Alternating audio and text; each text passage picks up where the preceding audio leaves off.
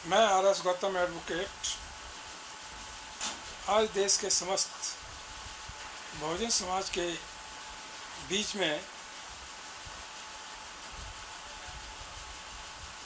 एक बहुत ही अहम एवं विचारणीय सूचना देने जा रहा हूँ। हालांकि एक बहुत बड़ी एक शॉकिंग न्यूज़ है। इस पर देश के लोगों को सोचना चाहिए और उस पर आगे बढ़ना चाहिए। जैसा कि अभी अभी इन्फॉर्मेशन मिली है कि कुशीनगर, जहाँ पर भगवान बुद्ध ने अंतिम सांस ली थी, वहाँ पर विदेशों की मदद से एक भव्य बुद्ध प्रतिमा का इस्टेब्लिश होना तय किया गया था। उस इलाके में 195 एकड़ ज़मीन पिछली सरकारों ने मंजूर की थी बुद्ध सभागार बनने के लिए, जिसमें कम से कम 1 लाख लोग एक बार में बैठ कर के वहाँ कोई भी प्रवचन सुन सकते थे और उसका प्रचार प्रसार भी कर सकते थे। बुद्ध के मानव कल्याणकारी धम्म को, उस विचारधारा को जिससे पूरा आज विश्व प्रभावित है, उसको आगे बढ़ा सकते थे। लेकिन अफसोस बस कहना पड़ रहा है, जैसा कि बनते सुमित्र रतन ने भी अभी दुख प्रकट करते हुए अपने विचार व्यक्त किए हैं कि मौजूदा सरकार ने, बीजेपी की सरकार ने यूपी के मुख्यमंत्री आदित्यनाथ के जरिए उस ज़मीन को वापस ले लिया है जो कि पिछले मुख्यमंत्रियों ने दी थी, और वहाँ पर वो ज़मीन पर्यटन विभाग को दे दी गई है। साथियों, बड़े अफसोस की बात है, केवल दुख व्यक्त करने से काम नहीं चलेगा, अब इसके लिए सामने आना होगा। एक तरफ देखिए कितना बड़ा जघन्य अपराध हो रहा, कितना पक्षपात हो रहा पूरे देश के अंदर। आपने देखा पहले बाबरी मस्जिद गिराई गई, केस रजिस्टर हुआ, सबको बरी कर दिया गया। उसके बाद सुप्रीम कोर्ट के माध्यम से राम मंदिर के पक्ष में फैसला दिला दिया गया। उसके बाद वहाँ पर सैकड़ों एकड़ ज़मीन की व्यवस्था की गई और वहाँ पर राम मंदिर बनने की तैयारी हो गई। कितने घपले हो रहे हैं, चंदे घपला, हर तरीके का घपला। तो एक तरफ एक काल्पनिक चीज़ को बहुत सारे विद्वान देश के कहते हैं कि ये सब काल्पनिक है, राम का कोई ठोस प्रमाण पत्र नहीं मिला कि राम वहाँ अयोध्या का रहने वाला था, उसके माँ बाप वहाँ के रहने वाले थे, लेकिन फिर भी वहाँ राम मंदिर बन रहा है क्योंकि वो एक मनुवादी, हिंदूवादी और ब्राह्मणवादी, पाखंडवादी व्यवस्था को बढ़ावा देने के लिए काम किया जा रहा है। लेकिन जो दुनिया के लिए मानव कल्याण का काम जिस महामानव ने किया, बुद्ध ने किया, उसको दबाया जा रहा है, उसको ख़त्म किया जा रहा है। तो ये क्या है? सत्य पर असत्य की जीत हो रही है, मानवता पर अमानवता की जीत हो रही है, इंसानियत पर हैवानियत की जीत हो रही है और न्याय व्यवस्था दुरुस्त कर दी गई है। अफसोस के बस कहना पड़ रहा है कि आज देश के लोगों के लिए यदि कहीं कोई जघन्य अपराध होता है, कहीं कुछ भी होता है, तो वो किसके पास जाएं? न्यायपालिका ने हाथ खड़े कर दिए हैं। जो हर जुडिशरी है, सुप्रीम कोर्ट है, हाई कोर्ट्स हैं, 85 बल्कि 90% लोगों को न्याय देने में ईमानदारी के साथ, बगैर किसी पक्षपात के साथ न्याय देने में असमर्थ हो गए हैं। वही न्याय दिए जाते हैं, वही ऑर्डर पास होते हैं जो कि सरकार का इशारा होता है। साथियों, ये बड़े दुख के साथ कहना पड़ रहा है। इसके लिए पूरे देश भर के बहुजन समाज को आगे आना पड़ेगा और प्रोटेस्ट करना पड़ेगा कि जो 195 एकड़ ज़मीन जिस महान कार्य के लिए दी गई थी और जिससे पूरे देश का सर ऊंचा होता, पूरे देश का गौरव आगे बढ़ता, स्वाभिमान होता, हर देश का नागरिक जिस पर गर्व करता, उसको दबाने की कोशिश की गई है सरकार के द्वारा। तो ये पक्षपातपूर्ण कार्रवाई है, ये एक बहुत बड़ा एक अनकॉन्स्टिट्यूशनल आदेश है जो हर दशा में वापस होना चाहिए। और वो जो कुशीनगर है, सारनाथ है, जहाँ बुद्ध स्थल हैं, पर्यटन स्थल है, वहाँ उसी तरह से मानव कल्याण को देखते हुए उस तरह की व्यवस्था की जानी चाहिए थी जिससे हमारे देश का गौरव बढ़ता, हमारे देश के लोग स्वाभिमान के साथ सर ऊंचा उठा करके कह सकते थे कि बुद्ध ने जो दिया है वो संसार में किसी ने नहीं दिया।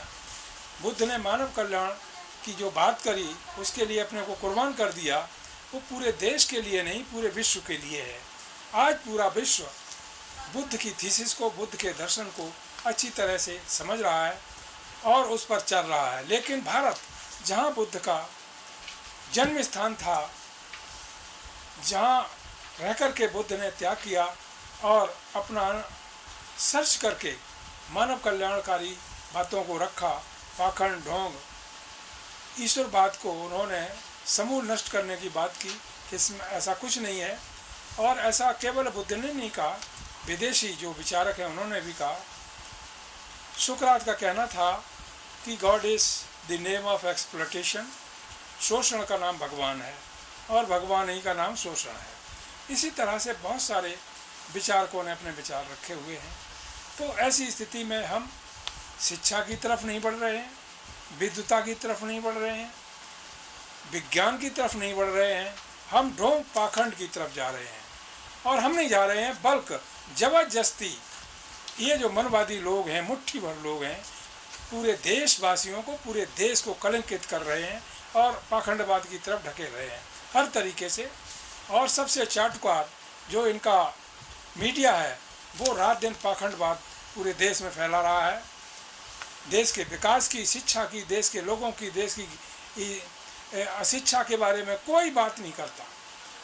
लोग कितने परेशान हैं उसकी कोई बात नहीं करता, क्या घटित हो रहा है देश में उसकी कोई बात नहीं करता। केवल मनुवाद, पाखंडवाद, ढोंगवाद, शोषणवाद और अंधविश्वास फैलाया जा रहा है। तो ऐसी स्थिति में ये कभी सोचा भी नहीं गया था, लेकिन भारतीय चुनाव आयोग की मेहरबानी है जिसने ईवीएम के जरिए बीजेपी की सरकारें प्रदेशों में बनवा दी और केंद्र में बनवा दी। लेकिन देश के लोग याद रखेंगे और इन लोगों को कभी माफ़ नहीं करेंगे।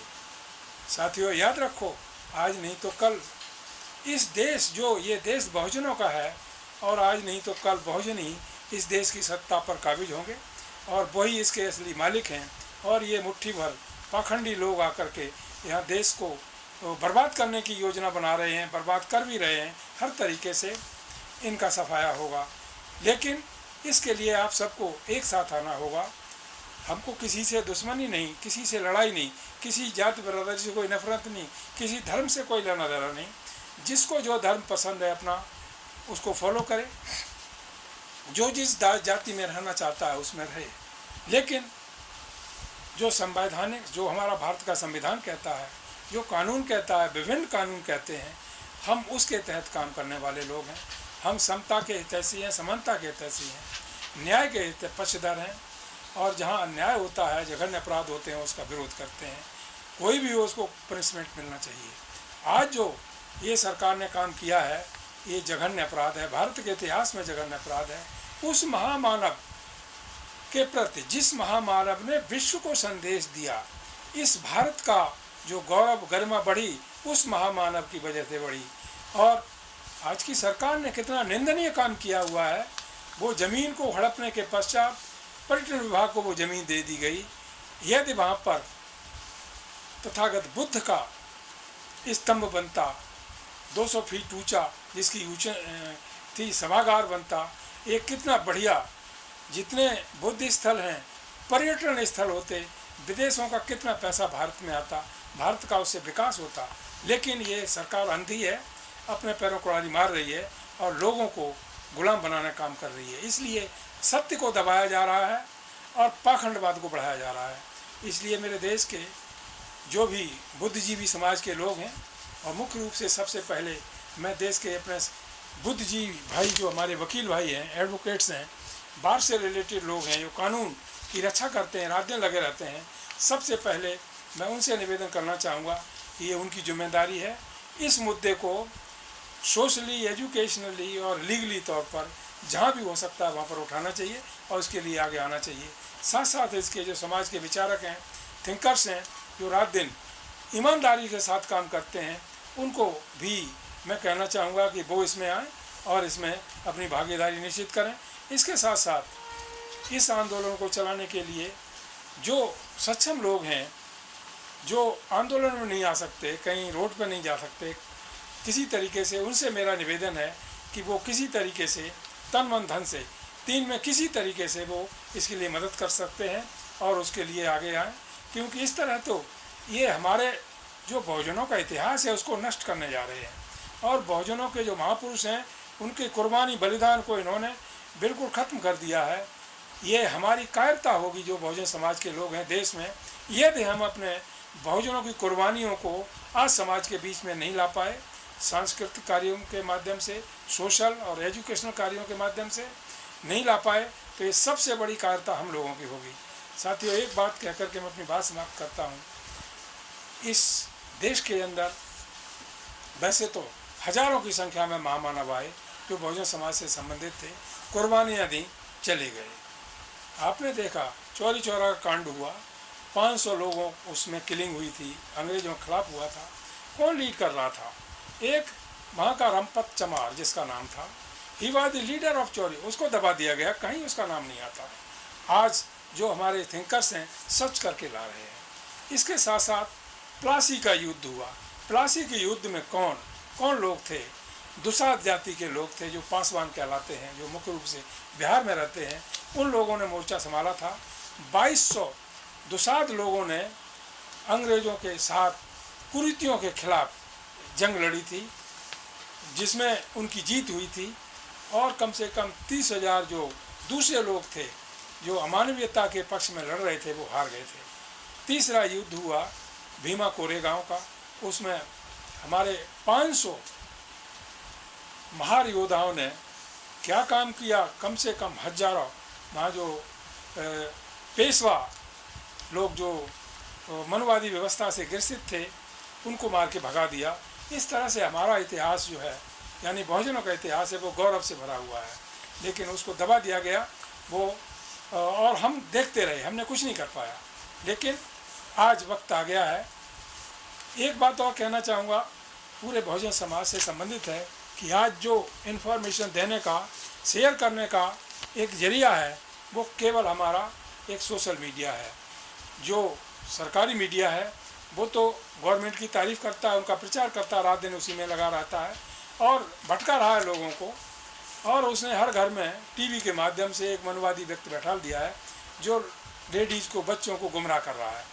आपका मीडिया सोशल मीडिया है, चाहे बहुजन पैगाम हो, नेशनल दस्तखत हो, दलित दस्तखत हो, लोकमत जनमत हो, कुछ भी हो, लोग काम कर रहे हैं, अपनी कैपेसिटी पे काम कर रहे हैं। आप उसको गौर से देखिए और उसको सब्सक्राइब, जो भी प्रोग्राम आता है उसको सब्सक्राइब कीजिए, शेयर कीजिए, कमेंट कीजिए और जितना हो सकता है उसको फॉरवर्ड कीजिएगा। तभी हम लोग बड़ी तेज़ी के साथ हर घर तक आपकी आवाज़ को, आपके साथ जो घटनाएं हो रही हैं, जघन्य अपराध हो रहे हैं, जो हमारे महापुरुषों की कुर्बानियों के खिलाफ किया जा रहा है, उसको हम पहुंचा पाएंगे और अपने महापुरुषों की प्रतिष्ठा को, उनकी कुर्बानियों को और आज की समस्याओं को देखते हुए देश हित में हम संविधान की रक्षा के लिए और संवैधानिक अधिकारों की, लोगों की रक्षा के लिए हम तभी आगे बढ़ पाएंगे जब प्रत्येक नागरिक का हमारे साथ होगा और सब लोग सहयोगी बन कर के आएंगे।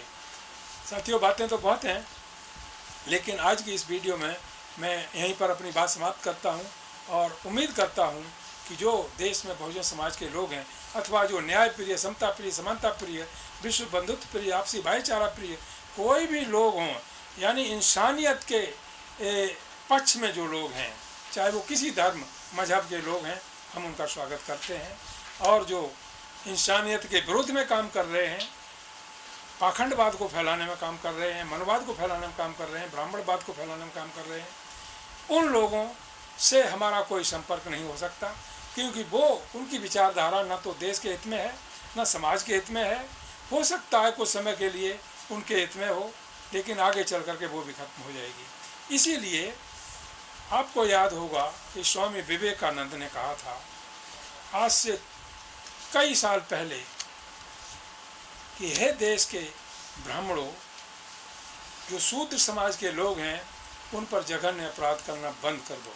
जिस दिन ये शिक्षित हो गए और शिक्षित होकर के अपनी पोजीशन को समझ गए, महापुरुषों के योगदान को समझ गए, तो पता नहीं उस समय तुम्हारा क्या होगा और तुमको कहाँ उठा के फेंक दिया जाएगा। लेकिन फिर भी इनकी समझ में नहीं आया, क्योंकि हमारे लोग सोए हुए हैं।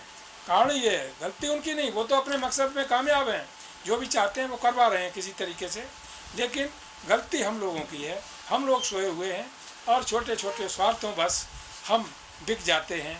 आज देखिए 131 member of parliament schedule caste के, शेड्यूल ट्राइब्स के बैठे हुए हैं। क्या संज्ञा उनको दी जाए? वो समाज विरोधी हैं, देश विरोधी हैं और गलत काम करवाने में सहयोगी है जितना भी हो रहा है। उसी तरह हर स्टेट में जो एमएलएज हैं, जो रिजर्व कोर्ट से गए हैं अथवा ओबीसी समाज से गए हैं, वो कुछ भी नहीं कर रहे हैं। क्या उनको नहीं दिखता ये ज़मीन किसने दी थी और इस पर क्या काम होना चाहिए था, और उसे रोक दिया गया है।